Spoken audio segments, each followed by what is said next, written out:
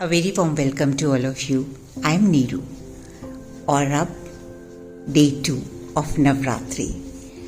और ये जो दूसरा दिन है, इसमें हम माँ पार्वती के एक ऐसे स्वरूप को देखते हैं जहाँ उन्होंने बहुत कड़ी तपस्या की थी लॉर्ड शिवा को पाने के लिए, अपने पति को पाने के लिए। और ये जो स्वरूप है, इसको हम ब्रह्मचारिणी बोलते हैं। अगर हम देखें तो उनकी जो प्रतिमा है, उसके ऊपर सफ़ेद कलर की, उन्होंने वाइट कलर की साड़ी पहनी हुई है। एक हाथ में कमंडल है, एक हाथ में रोजरी है। और ये इस बात को दर्शाती है कि ये जो माँ का स्वरूप है वो हमें सिखाता है कि किस तरह से जब आप शिद्दत के साथ किसी भी चीज़ को पाना चाहते हैं तो जो परसीवेरेंस है, जो डिलिजेंस है, जो आपकी तपस्या है, उसको कैसे पूरा किया जाता है। उनके हाथ में जो कमंडल और रोजरी है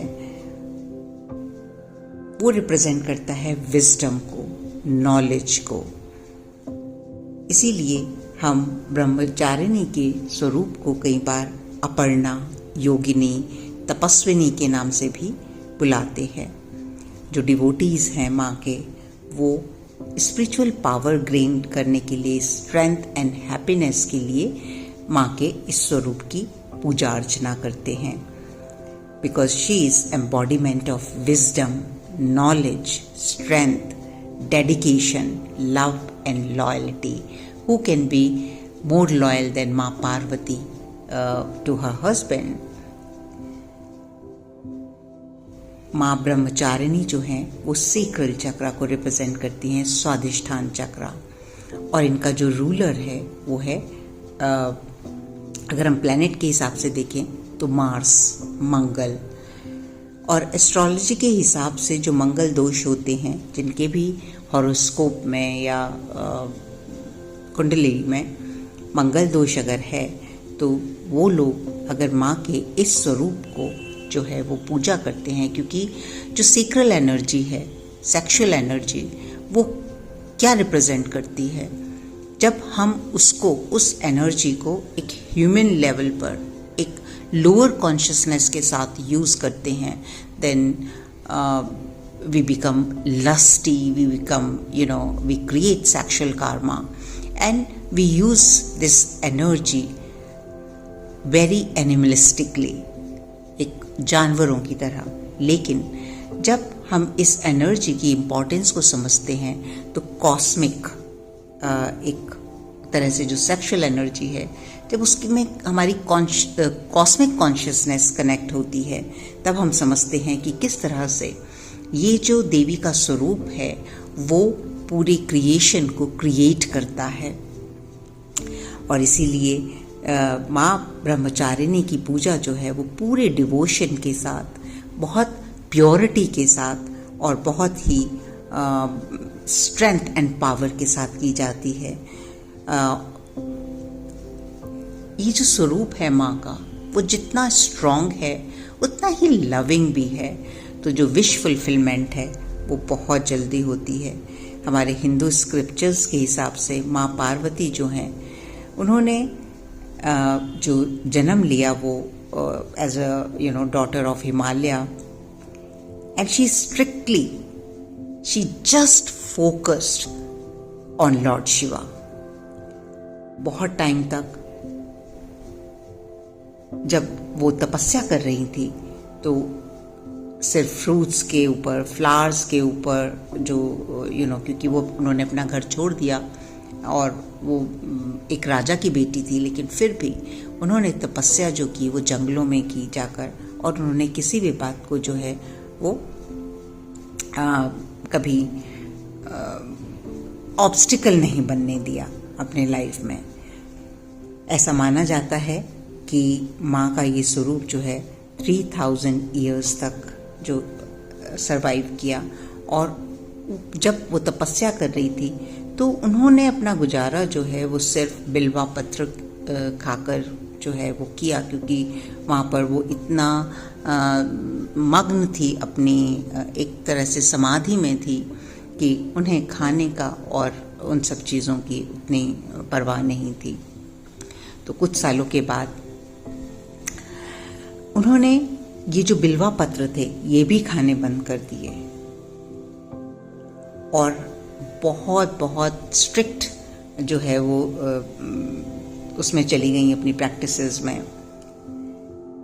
और वो इतनी वीक हो गई कि जो भी गॉड्स थे, डीटीज थी, वो उनको देखकर परेशान होने लगे कि ये गॉडेस जो हैं, जो इतनी शिद्दत के साथ अपनी तपस्या में लगी हुई हैं, ना कुछ खाती हैं ना पीती हैं, इनकी हेल्थ जो है वो डिटेरिएट हो रही है, then they also pray for her. उनके साथ साथ उनकी साधना भी जब उन्होंने उनको देखा कि किस तरह से एक उनके लिए तो वो एक बहुत ही यंग गर्ल, ब्रह्मचारिणी, किसको बोलते हैं हम, जो बहुत ही स्वीट चार्मिंग गर्ल जो इतनी कड़ी तपस्या कर रही है, उसके लिए जो ना खाती है ना पीती है, और जंगलों में जो है वो उन्हें वहाँ का मौसम कैसा है, जो भी एडवर्सिटी है, किसी भी चीज़ का उनके ऊपर कोई भी असर नहीं है। इस बात को जब उन्होंने देखा तो सब मिलकर जो है वो लॉर्ड शिवा से प्रे करने लगे, क्योंकि लॉर्ड शिवा जो हैं वो उस टाइम वो भी अपनी तपस्या में जो थे मग्न थे। और इसी वजह से इस स्वरूप को पार्वती के ब्रह्मचारिणी या अपर्णा माना जाता है। और इसके लिए भी हम हर रोज नवरात्रि में सुबह उठते हैं, अपनी जो भी हमारा दिनचर्या है, नहाते हैं,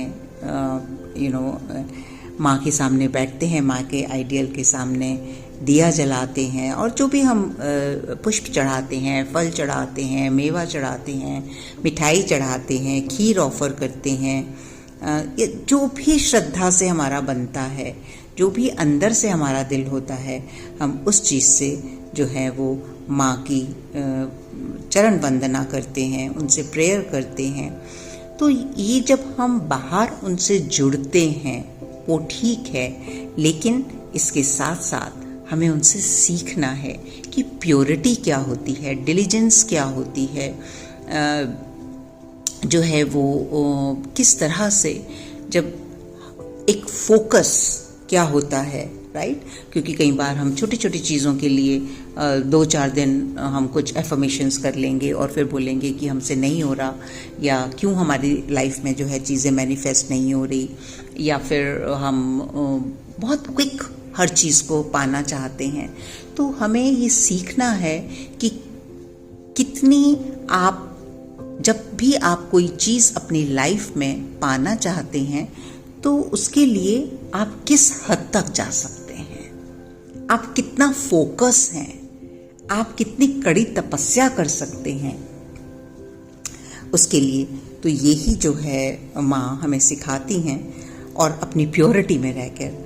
और फिर हम माँ का मंत्र जो ओम देवी ब्रह्मचारिण्ये नमः, बहुत ही सिंपल मंत्र है ये, इसकी चैंटिंग करते हैं, या जो भी क्योंकि काफ़ी सारे सब लोग डिफरेंट चैंट्स करते हैं, बट इन सब से ज़्यादा जो इम्पॉर्टेंट है, जो भी कीजिए, लेकिन इन सब से ज़्यादा इम्पॉर्टेंट है हमें अपने लेसन्स सीखना, कि माँ हमें क्या सिखाने की कोशिश कर रही हैं। ये जो नवरात्रि के हर दिन, इनकी क्या इम्पॉर्टेंस है, और किस तरह से हम अपने लेसन्स सीखें और साथ में enjoy भी करें। So all of you have a great day tomorrow. Sit with yourself, have a good meditation, focus on माँ energy, और जिस तरह भी आप उनके साथ कनेक्ट करना चाहें, वो आपका सबका अपना, हमारा पर्सनल कई बार एक तरीका होता है जिससे हम ज़्यादा कनेक्टेड फील करते हैं, लेकिन at the end of the day जो हमारी मेन तपस्या है वो यही है कि हम उनसे सीख लें और अपने अंदर वो दृढ़ता, वो पीस, वो प्योरिटी और वो फोकस को कल्टीवेट कर सकें। Thank you very much.